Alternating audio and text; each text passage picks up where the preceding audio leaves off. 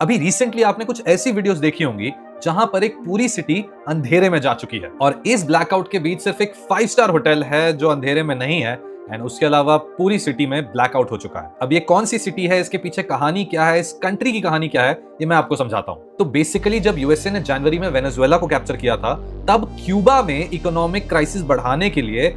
US ने sanctions लगा दिए थे क्यूबा पे कि वो वेनेजुएलन ऑयल नहीं लेंगे, जबकि क्यूबा का 80% ऑयल वेनेजुएला से आता था। अब इन सैंक्शंस की वजह से यूएस ने अपनी शिप्स लगा दी थी along the coast of Cuba and वहां से अब क्यूबा वेनेजुएलन ऑयल ले ही नहीं सकता था क्योंकि उसका कंट्रोल भी अब यूएस के पास था। तो अब जनवरी और फरवरी में जब ये चलता रहा तो मार्च में रशिया ने बोला कि हम ह्यूमैनिटेरियन ग्राउंड्स पर क्यूबा को ऑयल भेजना चाहते हैं एंड उन्होंने एक शिप भेज दी क्यूबा की तरफ विद ऑयल। और ये सिर्फ कुछ ऐसा ऑयल नहीं है, ये ऑयल क्यूबा को वीक्स तक हेल्प कर सकता है सरवाइव करने में इस एनर्जी क्राइसिस के टाइम। तो शायद से ये शिप है जो शायद से डिसाइड कर सकती है कि वर्ल्ड वॉर 3 जैसा कुछ होता है कि नहीं,